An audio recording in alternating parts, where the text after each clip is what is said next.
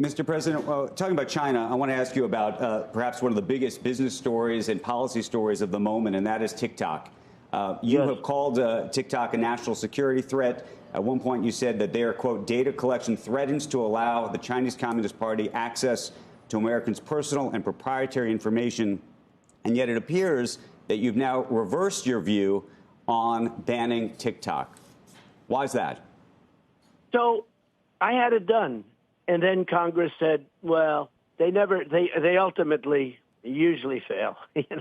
They are like extremely political, and they're extremely subject to people called lobbyists who happen to be very, very talented, very good, and very rich.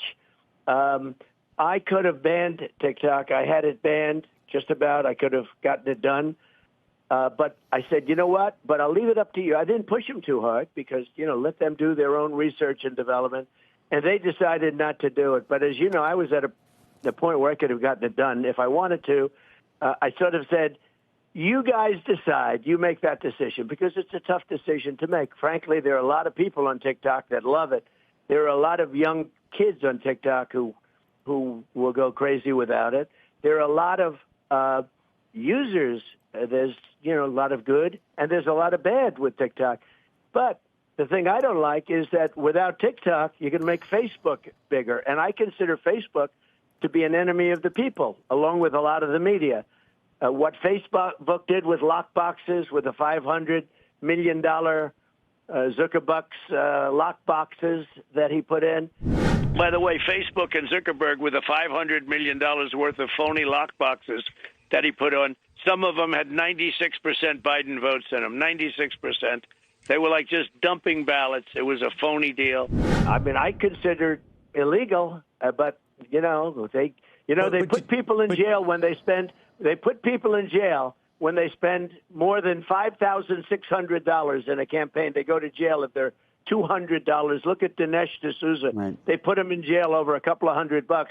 And yet here's a guy spends $500 million and he doesn't go to jail. Mr. President, though, is TikTok, but do you believe that TikTok is a national security threat or not? Because if it is, and I believe that the emergency powers order that you had put in place at the time suggested that it was that not true? I do believe that. I do believe it. And we have to very much go into privacy and make sure that we are protecting the American people's privacy and data rights. And I agree, but, we also have that problem with you have that problem with Facebook and lots of other companies, too.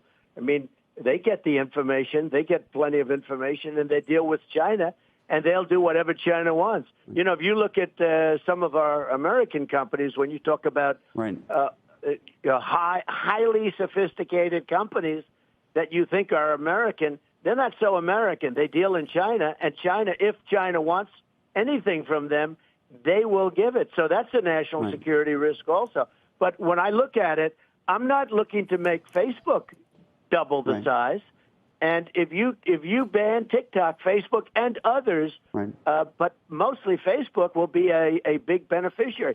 And I think Facebook has been very dishonest. I think Facebook has been very bad for our country, especially when it comes to elections. Mr. President, you met recently with Jeff Yass, who's a hedge fund manager, has a stake in TikTok. He's a huge GOP donor. Steve Bannon has suggested that you've been paid off to switch your view. How did your view change? How did that come about? And did you have a conversation with Jeff Yass about it?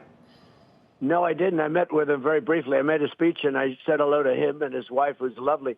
And actually, her primary thing was on education. She wants choice, as I do. And she mentioned to me more than anything, we talked about education. It was a meeting that lasted for a few minutes.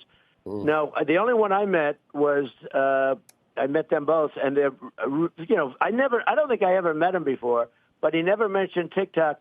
She did mention school choice, and that's what her whole, in fact, she said, my whole life is based around school choice. It was a very important thing to her, and I agree with her.